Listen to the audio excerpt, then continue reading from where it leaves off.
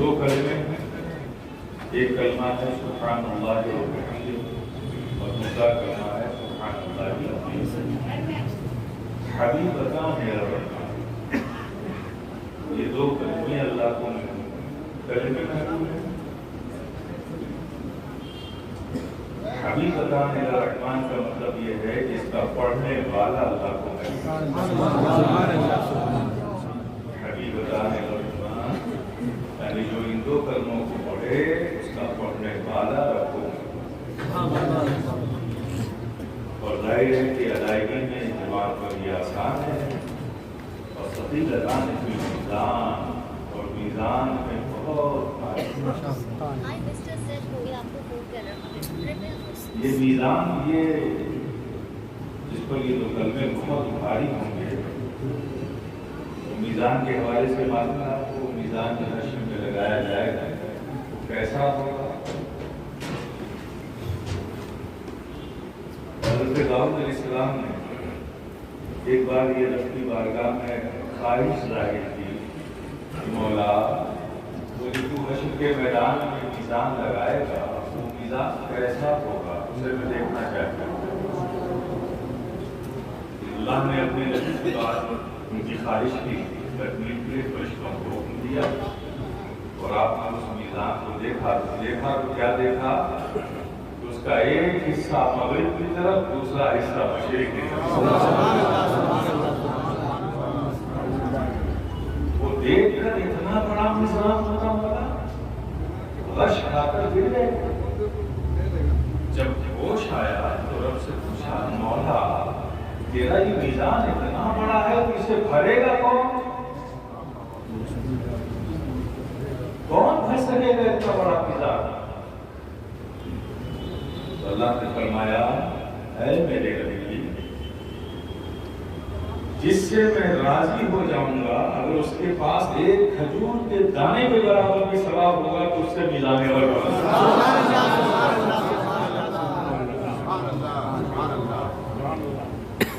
میزان بڑھ جائے گا۔ اب آپ تصور کیجئے کہ اتنی بڑی نعمت، جن کلمات کو ہم نے اپنی زبان سے کرایا ہے، کتنی بڑی نعمت اللہ کے پیارے حبیب آقا مولا نے ہمیں عطا کی، اور جسے حضرت امام دنیا امام بخاری میں بخاری شریف میں یہ حدیث لا کر ہم پر کتنا بڑا احسان کیا کہ ہم اس نعمت سے سرفراز ہو رہے ہیں۔ جب ایک کھجور کے دانے کے برابر کی نیکی کا مالک اگر اس سے راضی ہو جائے تو میزان عمل بھر دے گا۔ اور ان کلمات کے بارے میں اللہ کے پیارے حبیب صلی اللہ علیہ وسلم ارشاد فرماتے ہیں کہ یہ بہت بھاری ہے میزان عمل۔ جب کھجور کے ایک دانے کے برابر وہ نیکی جس سے رب راضی ہو جائے تو یہ میزان عمل بھر دے گا، اور جو بہت بھاری ہے یہ سبحان اللہ و بحمدہ سبحان اللہ العظیم اتنا بھاری ہے کہ حضرت ابو ہریرہ رضی اللہ تعالیٰ عنہ سے مروی ہے کہ آپ کا ارشاد فرماتے ہیں کہ من قال سبحان اللہ و بحمدہ فی یوم میرا مرت حتت خطایا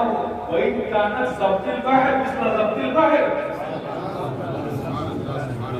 آپ کا ارشاد فرماتے ہیں کہ جس نے ایک دن میں 100 بار ان کلمات کا ورد کیا، اگر اس کے گناہ سمندر کے جھاگ کے برابر بھی ہوں گے تو اللہ اسے احاطہ کرے گا۔ من قال سبحان اللہ وبحمدہ فی یوم میرا مرت حتت خطایا وإن كانت مثل ضبط البحر، اگر سمندر کے جھاگ کے برابر بھی گناہ ہوں گے، جس نے ایک دن میں 100 بار اس کلمات کو کر لیا اس کے گناہ ہلکے کر دیں۔ تو آپ تصور کیجیے ایک کھجور کے دانے کے برابر بھی نیکی وہ نیکی جس سے رب راضی ہے اس سے میزان بھر جائے گا، تو جس سے سمندر کے جھاگ کے برابر گناہ ہو اس کا ورد کرنے والا اللہ اکبر۔ کتنا عظیم احسان ہے آقا و مولا کا ہماری جانوں پر کہ ایسے کلمات کا آپ نے اظہار فرما دیا جو ہمارے لیے وظیفہ بن جائے تو دنیا بھی سنور جائے اور آخرت پر۔ اب آتے ہیں ہم، بات ظاہر ہے کہ جنہوں نے یہ عظیم کام کیا ہے اگر ان کے حوالے سے گفتگو نہ کیا ہے تو یہ ظاہر ہے قطعی طور پہ ان احسانوں کا شکریہ ادا نہیں ہو سکتا۔ امام الدنیا امام بخاری، یہ بخاری شریف جو ہے اس بات کو کہا جاتا ہے کہ قرآن کے بعد سب سے زیادہ کتب اگر کسی کو کہا گیا ہے تو بخاری شریف کو مانا جاتا ہے۔ جب ہم امام بخاری کی زندگی کو دیکھتے ہیں نا تو ہمیں ایسا لگتا ہے کہ جیسے اللہ نے اپنے محبوب کے کلمات کو محفوظ کرنے کے لیے امام بخاری کا انتخاب فرمایا، ورنہ ایسا نہ ہوتا۔ امام بخاری کی 10 سال سے کچھ کم عمر ہے، 10 سال سے کچھ کم عمر میں امام بخاری کو 70,000 حدیثیں یاد ہیں۔ آپ تصور کر سکتے ہیں 10 سال کی عمر کیا ہوگی؟ 10 سال کی عمر میں ذہنی حالت میں استحلال نہیں ہوتا، کہیں ٹھہرتی نہیں ہے، ایک پل میں کچھ سوچ آتی ہے، ایک پل میں کچھ سوچ آتی ہے۔ لیکن امام الدنیا امام بخاری ہیں کہ آپ کی عمر 10 سال سے کچھ کم ہے لیکن آپ کو 70,000 حدیثیں یاد ہیں۔ امام بخاری نے اس بخاری شریف میں 7,275 حدیثیں جمع کی ہیں، اور امام بخاری فرماتے ہیں کہ میرے سامنے 6 لاکھ حدیثیں لائی ہیں، اور 6 لاکھ حدیثوں میں 1 لاکھ حدیث وہ تھی جو متن اور سند کے لحاظ سے بالکل میرے نزدیک صحیح تھی، جرح و تعدیل کی کسوٹی بالکل مکمل اترتی تھی، اور 1 لاکھ حدیثیں وہ تھی، 2 لاکھ حدیثیں وہ تھی جو اس سے کچھ کم درجے کی، لیکن 1 لاکھ حدیث تو امام بخاری کے معیار کو بھی بالکل صحیح کرتی ہے۔ لیکن آپ نے اس میں صرف 7,275 حدیثیں جمع فرمائی ہیں، اور میرے پیارے میں آپ سے ایک بات اور کروں، اس کی وجہ تعلیم کیا ہے۔ امام بخاری کو یہ خیال کیسے آیا کہ تمام حدیثوں کو جمع کیا جائے، تو یہ تعلیم اس کے خود امام الدنیا امام بخاری ارشاد فرماتے ہیں کہ میں نے ایک بار خواب میں رسول اللہ صلی اللہ علیہ وسلم کو خواب میں دیکھا، اور یہ اس حالت میں دیکھا کہ آقا احمد صلی اللہ علیہ وسلم تشریف فرمائیں اور میں ان کو پنکھا جھل رہا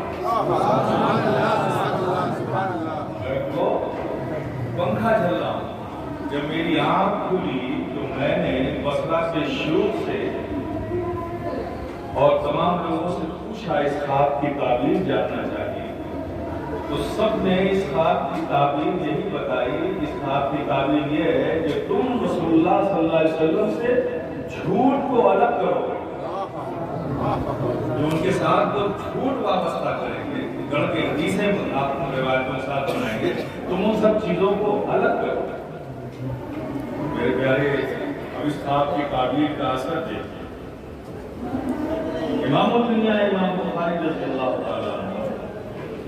جب کوئی حدیث آپ کو ملتی تھی تو پہلے اسے جرح و تعدیل کی کسوٹی پر پرکھتے تھے، جب اس کے صحیح ہونے کا جو معیار ہے وہ معیار پا لیتے تھے تب بھی نقل نہیں کرتے تھے، غسل فرماتے تھے، 2 رکعت نماز نفل ادا کرتے تھے،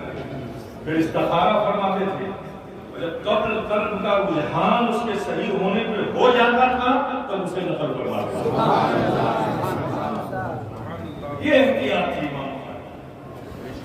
اور جو بھی حدیث پاک آپ نقل کرتے تھے روضہ نبی، موالفات اور منبر نبوی کے بیچ میں بیٹھ کر اس اہتمام کے ساتھ آپ نقل فرماتے۔ اللہ کیا مقام تھا!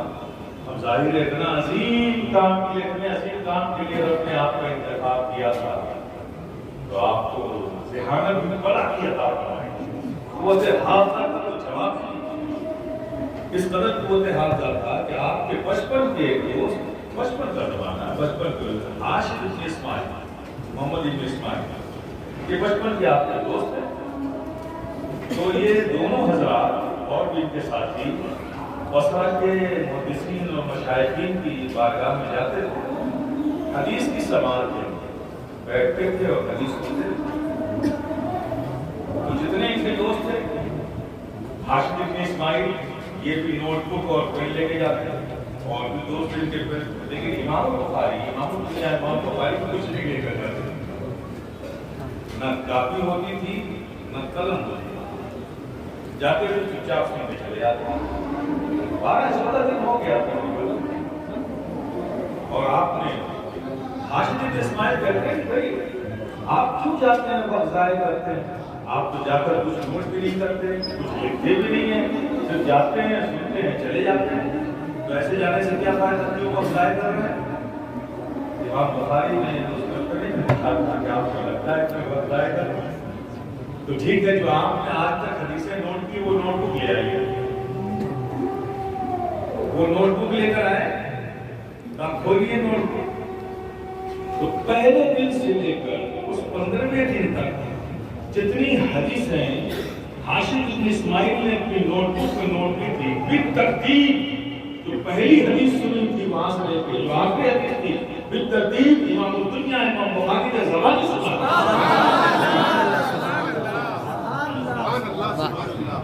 وہ تقریباً 16,000 حدیثیں تھیں جو امام الدنیا امام بخاری نے بالترتیب سب کو سنا۔ اللہ کیا مجھے حافظہ تھا، اس لیے میں کہتا ہوں نا کہ اللہ نے اپنے محبوب کے اقوال کو جمع کرنے کے لیے امام الدنیا امام بخاری کا انتخاب کرتا ہے، اور اس کا اثر جب آپ کی اس قوت حافظہ کا، اس ذہانت کا، حدیث کے محفوظ کرنے کا جب چرچا بصرہ میں اور بیت الرواح میں ہوا، تو بصرہ کے مشائخین کے پاس بھی یہ ذکر پہنچا، بہت ہی نوجوان ہو گئے لیکن حافظہ بہت اچھا ہے اور اسے بہت یاد ہے۔ تو ظاہر ہے کہ شیوخ نے کہا کہ کوئی ایسا ہے جو آزماتے ہیں، ذرا امتحان میں لیا جائے۔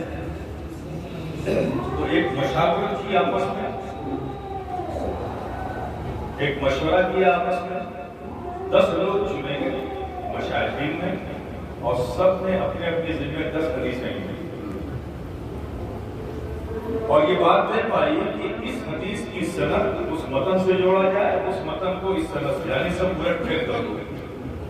اور 10 حدیثیں ہر شہر امام بخاری کو بلا کر سنائے گا اور کہے گا کہ آپ نے یہ حدیث سنی ہے، آپ کو جانتے ہیں۔ ایسے 10 لوگ، یعنی کل ملا کر 100 حدیثیں اس طرح سے لوگوں نے تیار کی۔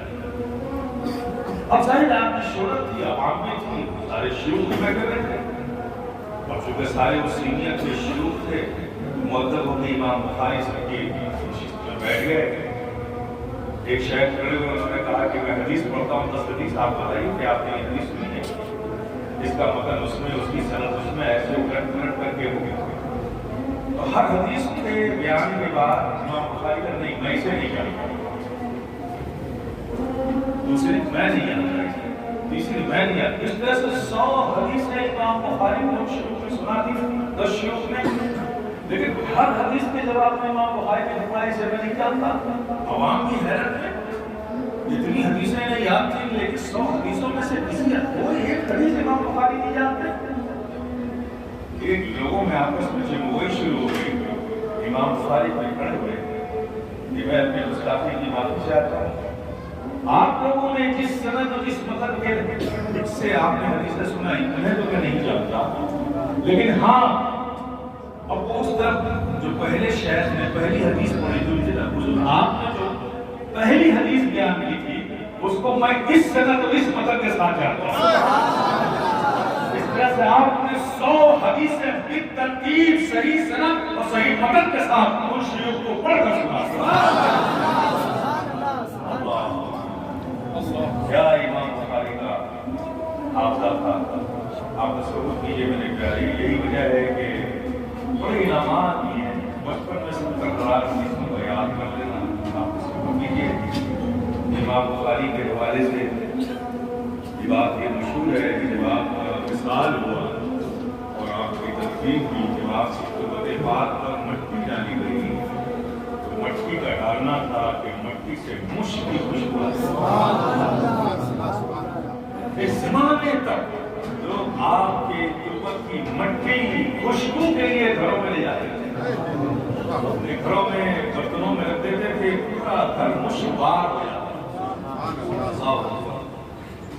صوفیہ عارفین فرماتے ہیں کہ جس کشتی میں بخاری شریف ہوگی وہ کتنے ہی دریا کی موجوں میں تلاطم آ جائے تو طغیانی پیدا ہو جائے، اگر بخاری شریف ہے تو دریا کی موجیں اس کا تلاطم اس کشتی کو ڈبو نہیں سکتا۔